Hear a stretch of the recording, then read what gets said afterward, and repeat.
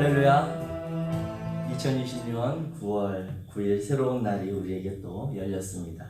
우리 함께 사도신경으로 신앙 고백하심으로 새벽 기도회를 시작하도록 하겠습니다. 전능하사 천지를 만드신 하나님 아버지를 내가 믿사오며 그 외아들 우리 주 예수 그리스도를 믿사오니 이는 성령으로 잉태하사 동정녀 마리아에게 나시고 본디오 빌라도에게 고난을 받으사 십자가에 못 박혀 죽으시고 장사한 지 사흘 만에 죽은 자 가운데서 다시 살아나시며 하늘에 오르사 전능하신 하나님 우편에 앉아 계시다가 저리로서 산자와 죽은 자를 심판하러 오시리라. 성령을 믿사오며 거룩한 공예와 성도가 교통하는 것과 죄를 사하여 주시는 것과 몸이 다시 사는 것과 영원히 사는 것을 믿사옵나이다. 아멘. 찬송가 543장.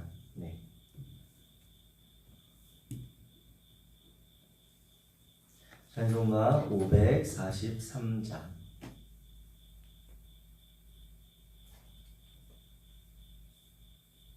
우리 함께 찬양하겠습니다.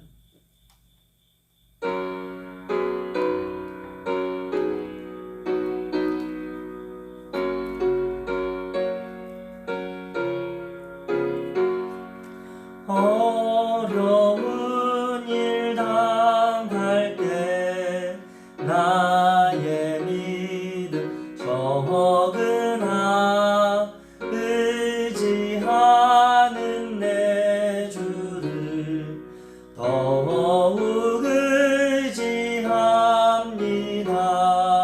세월 지나갈수록 의지할 것뿐일세. 무슨 일 당해도 예수 의지합니다. 성령께서 내 마음 밝히 비춰 주시니 인도하심 따라서 주만 의지합니다. 세월 지나갈수록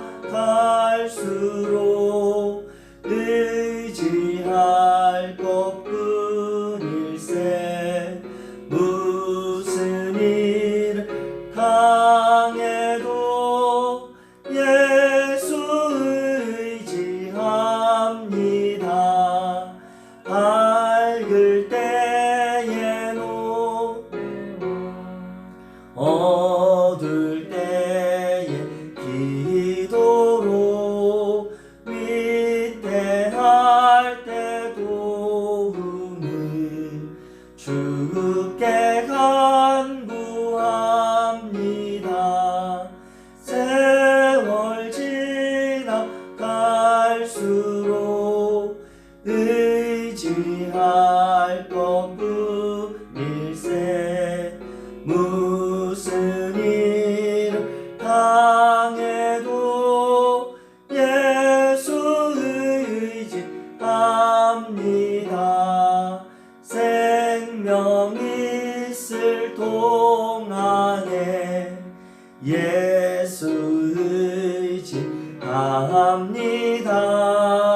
천국 올라가도록 의지할 것뿐일세.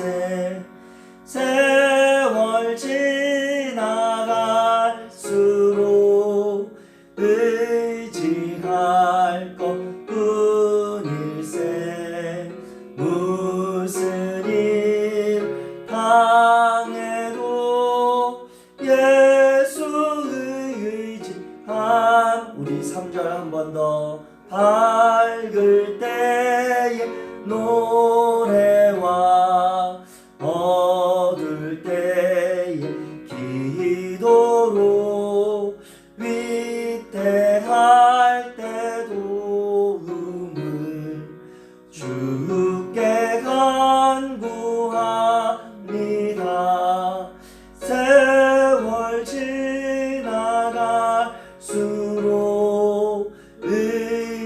당할 것뿐일세.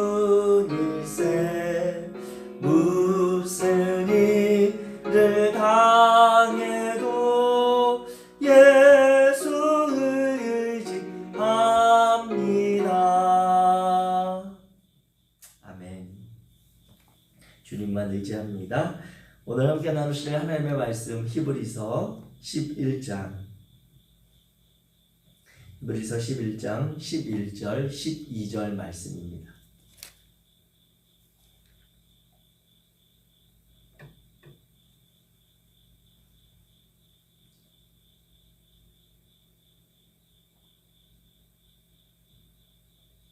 히브리서 11장 11절 12절과 창세기 말씀을 함께 보겠습니다.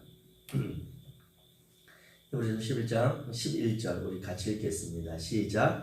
믿음으로 사라 자신도 나이가 많아 단산하였으나 잉태할 수 있는 힘을 얻었으니 이는 약속하신 이를 미쁘신 줄 알았습니다.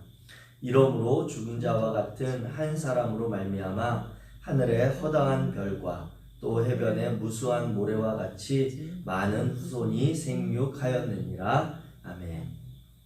창세기 18장으로 우리 연결해서 함께 보겠습니다. 창세기 18장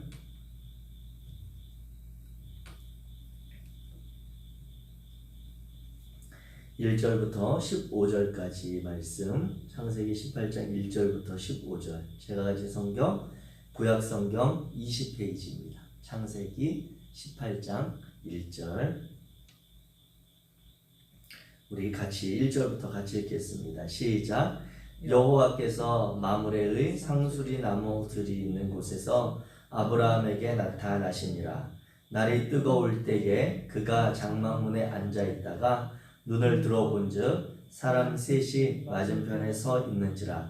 그가 그들을 보자 곧 장막문에서 달려나가 영접하며 몸을 땅에 굽혀 이르되 내 주여 내가 주께 은혜를 입었사오면 원하건대 종을 떠나 지나가지 마시옵고 물을 조금 가져오게 하사 당신들의 발을 씻으시고 나무 아래에서 쉬소서. 내가 떡을 조금 가져오리니 당신들의 마음을 상쾌하게 하신 후에 지나가소서. 당신들이 종에게 오셨음이니이다. 그들이 이르되 내 말대로 그리하라.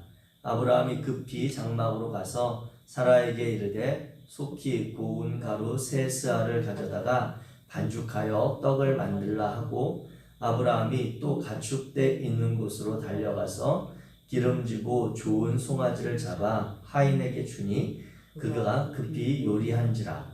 아브라함이 엉긴 젖과 우유와 하인이 요리한 송아지를 가져다가 그들 앞에 차려놓고 나무 아래 모셔 섬에 그들이 먹으니라. 그들이 아브라함에게 이르되 내 아내 사라가 어디 있느냐? 대답하되 장막에 있나이다. 그가 이르시되 내년 이맘때 내가 반드시 내게로 돌아오리니 내 아내 사라에게 아들이 있으리라 하시니 사라가 그 뒤 장막문에서 들었더라. 아브라함과 사라는 나이가 많아 늙었고 사라에게는 여성의 생리가 끊어졌는지라. 사라가 속으로 웃고 이르되 내가 노쇠하였고 내 주인도 늙었으니 내게 무슨 즐거움이 있으리요. 여호와께서 아브라함에게 이르시되 사라가 왜 웃으며 이르기를 내가 늙었거늘 어떻게 아들을 낳으리요 하느냐. 여호와께 능하지 못한 일이 있겠느냐. 기한이 이를 때에 내가 내게로 돌아오리니 사라에게 아들이 있으리라. 사라가 두려워서 부인하여 이르되 내가 웃지 아니하였나이다. 이르시되 아니라 내가 웃었느니라. 아멘. 아멘. 히브리서 23번째 그리고 믿음의 인물 5번째 인물인 사라를 우리가 살펴보고 있습니다. 네. 오늘 히브리서 11장 11절 12절과 창세기 18장에 나오는 내용으로 사라의 믿음, 사라가 하나님께 가지고 있었던 그리고 그가 믿음의 인물로 우리에게 상징적으로 대변되는 그 사건을 살펴보고자 합니다. 오늘 우리가 함께 살펴보고자 하는 사라의 내용은 사라에게 있어서 그 아들 이삭이 태어나기 전해의 그러한 사건 것을 우리는 창세기 18장을 통해 알 수 있습니다. 사라의 나이가 이제 본문의 표현으로 보면 이제 98세, 그리고 아브람이 99세가 되었던 그때인데요.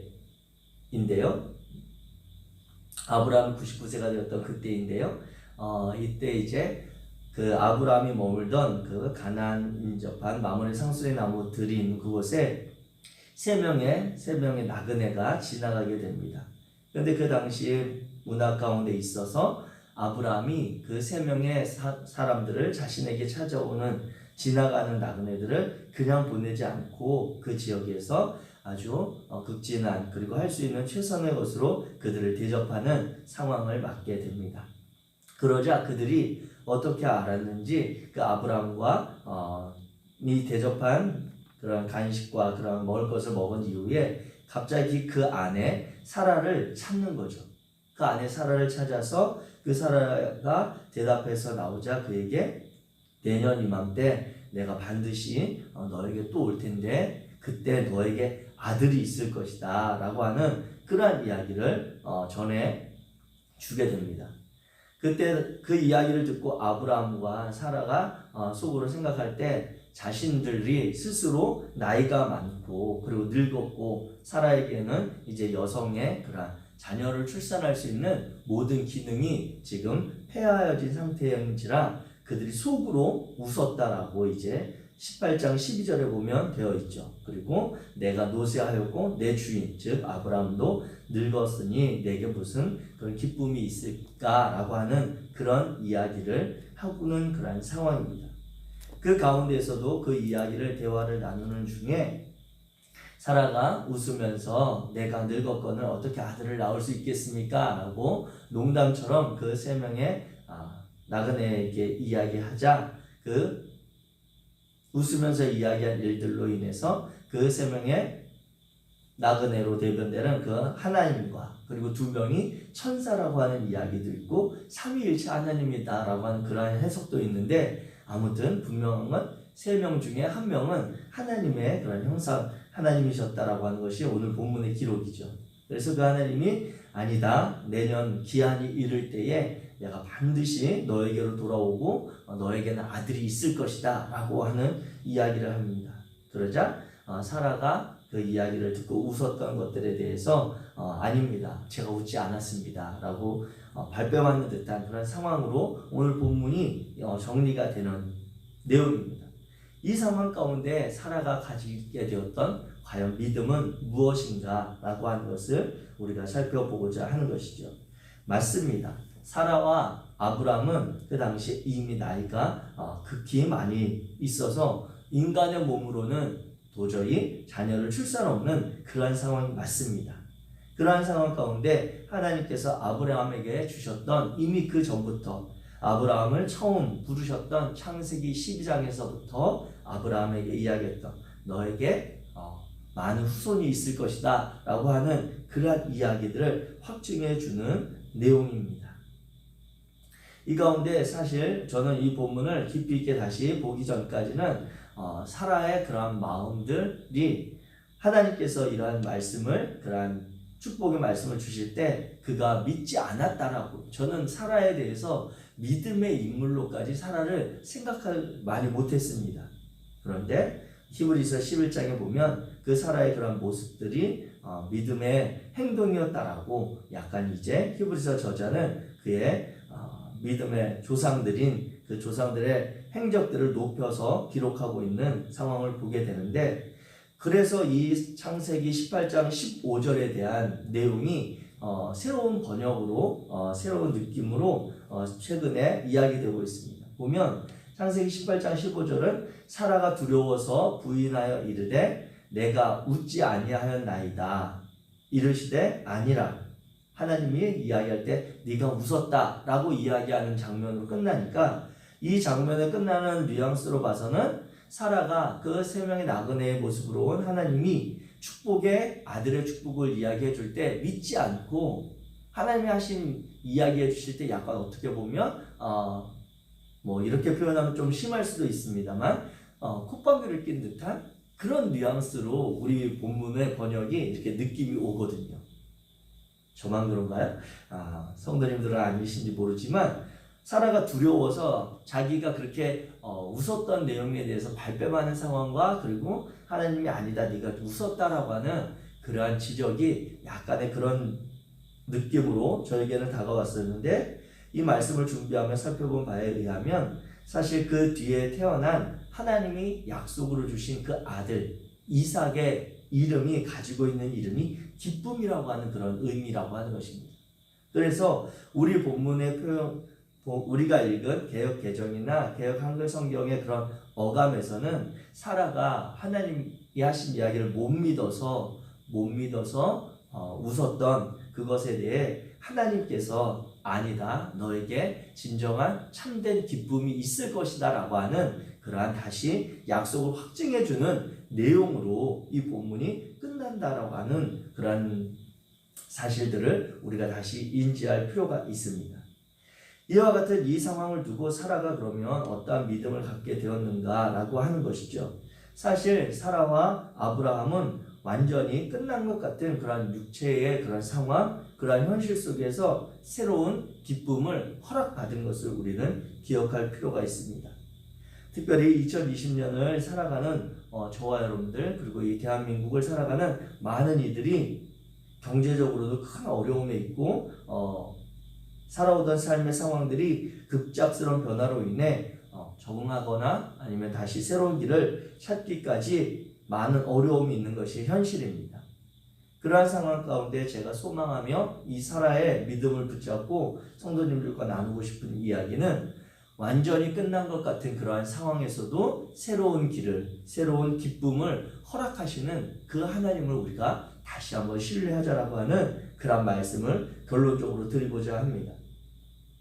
왜냐하면 그 이야기들을 살펴볼 때 아브라함과 사라의 그 바람이 하나님의 약속과 약간은 어긋난 듯한 결이 다른 모습으로 성경은 기록을 합니다. 성경을 살펴보게 될 때 아브라함에게 하나님께서 그리고 사라에게 약속을 주시는 그 내용들을 살펴보면, 하나님께서 아브라함에게 창세기 12장과 그리고 계속해서 15장, 17장 이어서 말씀해 주시는 그런 축복의 약속에 대해 아브라함이 거부감 없이 받아들이는 것을 보게 됩니다. 그 내용은 무엇이었냐면, 분명히 그 자신이 창세기 12장에도 그에게는 아들이 없었고 15장, 17장, 18장에 이르기까지 그에게 아들이 없었습니다. 물론 17장 지나면서 이제 이스마엘이라고 하는 그러한 하가를 통한 아들이 있긴 했지만 하나님이 인정하시지 않았던 아들이기에 그에게 실질적인 그런 아들은 없었습니다. 그런데 하나님께서 아브라함에게 주셨던 축복의 말씀은 무엇입니까? 그것은 너의 후손이 밤하늘의 별과 같이 바닷가의 모래와 같이 많을 것이다 라고 하는 그런 후손의 축복이 분명히 있었거든요. 그 말씀을 아브라함에게 줄 때마다 아브라함은 하나님 저에게 아들이 없음 이 이야기 하지 않았습니다. 아브라함은 그 이야기를 들을 때마다 그냥 하나님이 주시는 이야기를 그냥 받았고 그 이야기를 수용했으며 그것을 그 자신이 믿음으로 받아들였던 것을 보게 됩니다. 그래서 특별히 창세기 15장에 보게 되면 하나님께서 특별히 아브라함에게 다시 나타나셔서 밤하늘의 별을 보여주면서 너의 자손이 이와 같으리라 라고 하는 약속을 주실 때 아브라함이 창세기 15장 6절에 뭐라고 이야기하냐면, 아브라함이 여호와를 믿으니 여호와께서 이를 그의 의로 여기시고, 자신이 후손이 전혀 아들이 없는 상황 가운데 밤하늘의 별과 같은 내 자손이 있을 것이라고 하는 이야기에 대해서 아브라함이 믿었다는 거예요. 그 믿는 것을 보고 하나님께서 이것이 너의 의구나, 너가 나와의 관계에 있어서 내 말에 내가 하는 이야기에 순종하는 믿음이구나 라고 기뻐하며 받았다라고 하는 거죠. 그리고 또 창세기 17장에 보게 되면 할례의 언약을 창세기 17장에 세우시는데, 그 언약을 세울 때 내 대대 후손 사이에 그러한 언약, 여러 민족의 아버지가 될 것이다 라고 하는 그러한 아브라함을 축복하는 말씀을 이제 4절, 5절에 거치며 6절까지 이렇게 이야기합니다. 그런 이야기할 때도 아브라함이 그것에 대해서 부정하거나 거부하지 않았어요. 그냥 하나님이 말씀하시는 것을 그대로 받았습니다.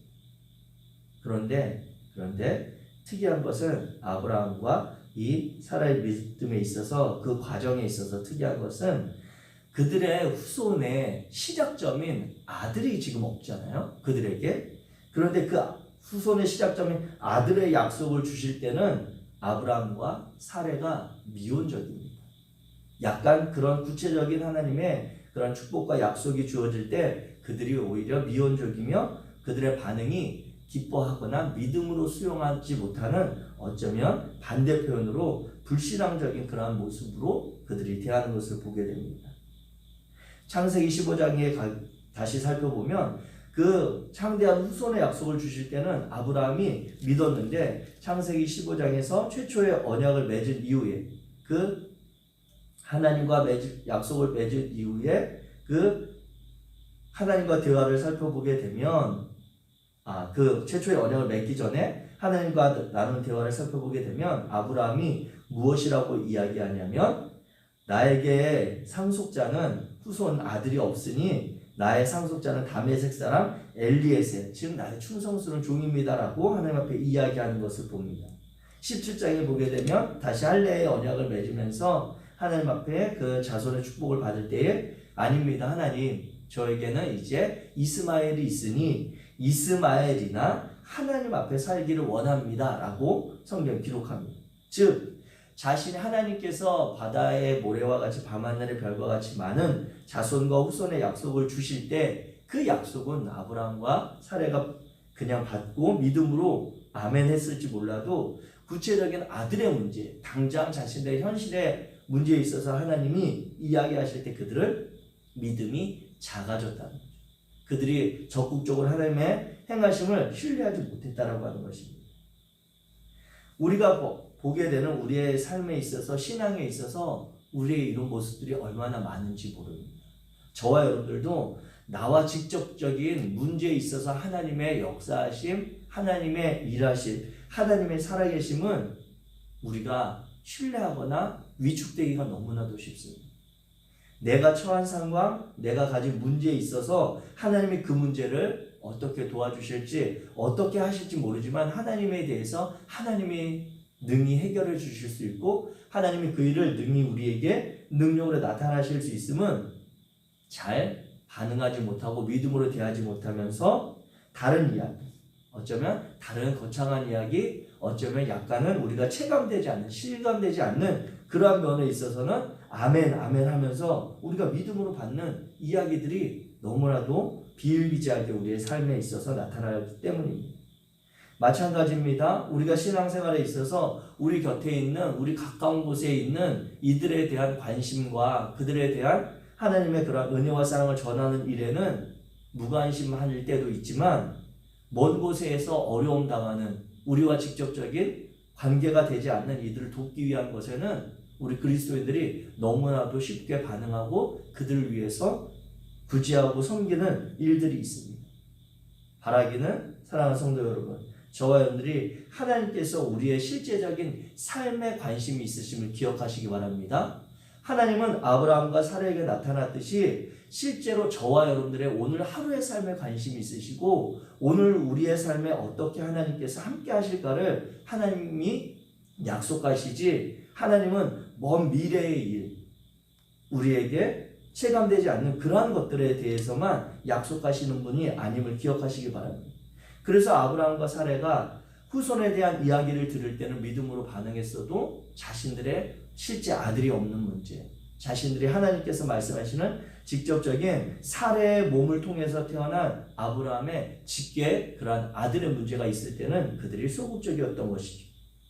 이러한 모습을 오늘 우리가 바라보면서 특별히 붙잡고 기도하기를 원하는 것은 오늘 하루를 살아갈 때 2020년 이 코로나19로 인해서 맞이하게 된 우리 한국 사회를 살아가는, 그리고 우리 곁에 있는 우리의 가족들, 우리의 친척들, 그리고 우리의 이웃들과 우리의 사랑하는 신앙 공동체에 속한 지체들의 삶을 우리가 다시 한번 돌아보기 원합니다. 아니, 더 구체적으로는 우리 자신 각자의 삶을 다시 한번 하나님의 말씀 앞에 내어놓기를 원합니다. 하나님을 향한 믿음이 있으십니까?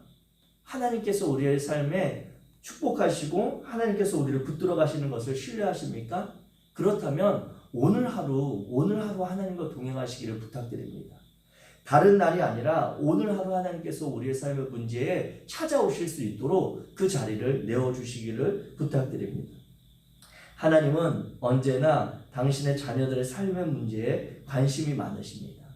오늘 저와 여러분들의 삶에 관심이 많으시고 그 문제, 우리의 필요한 것에 대해 우리가 헤쳐나갈 상황에 대해서 하나님은 정확하게 알고 계십니다. 그분의 일하심과 그분의 방법은 우리의 방법, 우리의 일하는 것과 다를지 몰라도 하나님께서는 이미 저와 여러분들의 삶에 찾아오셔서 그 문제를 함께 일어서도록 넘어설 수 있도록 도우시는 분임을 신뢰하기를 부탁드립니다. 우리는 때때로 살아가면서 우리가 살아가는 삶의 시간들이 내 삶이고 내가 살아가는 시간들이기에 그리고 내가 처한 문제이기에 내가 정답을 알고 있고 그리고 내가 찾은 그 정답이 그것만이 유일한 해결책이라고 하는 그러한 생각으로 우리의 생각을 실현하고자 매달리기도 하고 그 정답을 붙잡고자 쫓아가는 그러한 삶을 살아갈 때가 너무나도 많이 있습니다. 그러나 우리의 생각보다 우리의 계획보다 우리의 삶의 모든 여정보다 훨씬 크신 그리고 더 광대하신 그 하나님의 약속을 다시 한번 기억하며 붙들게 되시기를 축복합니다. 그 약속을 이루어 가실 하나님을 신뢰하기를 부탁드립니다. 그 문제를 해결되는 것을 믿는 것이 아니라 우리는 그 문제의 해결 여부를 떠나서 하나님을 믿는 것입니다. 하나님이라면 나의 상황과 나의 환경을 바꾸실 수 있다. 하나님이라면 내가 변하지 않는 이 상황과 환경에 처해 있어도 그 하나님은 나를 포기하지 않으신다. 라고 하는 하나님에 대한 믿음이 다시 한번 저와 여러분 안에 있기를 부탁드립니다. 히브리서 11장 11절과 12절을 새 번역 성경은 이렇게 이야기합니다. 믿음으로 사라는 나이가 지나서 수태할 수 없는 몸이 없는데도 임신할 능력을 얻었습니다. 그가 약속하신 분을 신실하신 분으로 생각했기 때문입니다. 그래서 죽은 사람이나 다름없는 한 사람에게서 하늘의 별과 같이 많고 바닷가의 모래와 같이 셀 수 없는 많은 자손이 태어나게 되었습니다. 라고 기록합니다. 사라가 믿었던 그 하나님은 신실하신 분, 믿을 만한 분이라고 하는 것입니다. 그리고 그 믿을 만한 분을 믿는 것이 우리의 믿음이요. 그 믿음을 가지고 살아가는 것이 오늘 성실한 저와 여러분의 삶임을 기억하시기 바랍니다. 인간의 몸으로 낳는 아들이기에 도저히 인간의 방법으로, 인간의 경륜으로, 육체로 도저히 수태할 수 없는 그 상황이었지만 하나님은 그 상황을 가능하게 하셨습니다. 인간으로 볼 때 이것이 가능할 수 있습니까만 하나님은 능히 그 일을 행하셨고 사라에게 기쁨을 주셨다는 것을 오늘 우리가 기억하게 되기 원합니다. 오늘 우리에게 주어진 이 하루를 다시 한번 생각하며 하나님께서 이 새로운 날, 새로운 은혜로 저와 여러분을 붙들어가기를 원합니다. 힘겨운 삶의 시간들이겠지만 어려운 시간들의 연속일 수도 있지만 그 가운데 하나님을 신뢰하며 오늘 나의 문제의 해결 여부가 아니라 오늘 나의 상황, 나의 기도의 응답 여부가 아니라 하나님을 믿는 그 믿음으로 하나님을 붙들고 살아가게 될 때 오늘 삶의 여정 가운데 우리는 분명히 하나님께서 허락하시는 기쁨을 받게 되어질 것입니다. 그 하나님을 신뢰하며 저와 여러분들이 이 사라의 믿음으로 오늘 하루도 하나님의 자녀로 복된 인생, 아름다운 그런 삶을 살아가시기를 주의 이름으로 축복합니다. 기도하겠습니다. 사랑의 하나님 감사합니다. 오늘 하나님께서 우리와 함께 하심으로 이 새로운 날, 새로운 은혜 주시고 새로운 다짐으로 주님의 자녀로 이 하루를 열어가게 하신 것 감사합니다. 주님의 말씀 앞에 우리의 삶을 의탁하고 기도하며 나아갈 때에 하나님 참으로 어렵고 힘겨운 시간을 보내는 당신의 자녀들을 기억하여 주옵소서. 아니 그들과 동행하여 주옵소서. 우리와 함께 하시는 하나님을 우리가 경험할 수 있도록 우리를 찾아오시옵소서. 우리가 고민하고 기도하는 기도의 제목들이 있습니다. 경제적인 어려움들, 건강의 어려움들, 그리고 삶의 여러 관계와 상황 가운데서 맞닥뜨리는 그러한 아픔과 무거운 순간들이 있습니다. 그러할 때에 하나님, 우리가 여호와 하나님을 다시 한번 신뢰할 수 있도록 도와주시고 하나님의 신실하심을 기억하며 우리가 믿음으로 한 걸음을 더 내디딜 수 있도록 주님 붙잡아 주옵소서. 오늘 우리 가운데 찾아오셔서 우리의 삶의 여정에 크고 작은 기쁨을 허락하시며 인도해 가실 살아계신 하나님을 신뢰하고 예수 그리스도 이름으로 기도하였습니다. 하늘에 계신 우리 아버지여, 이름이 거룩히 여김을 받으시오며 나라에 임하옵시며 뜻이 하늘에서 이룬 것 같이 땅에서도 이루어지이다.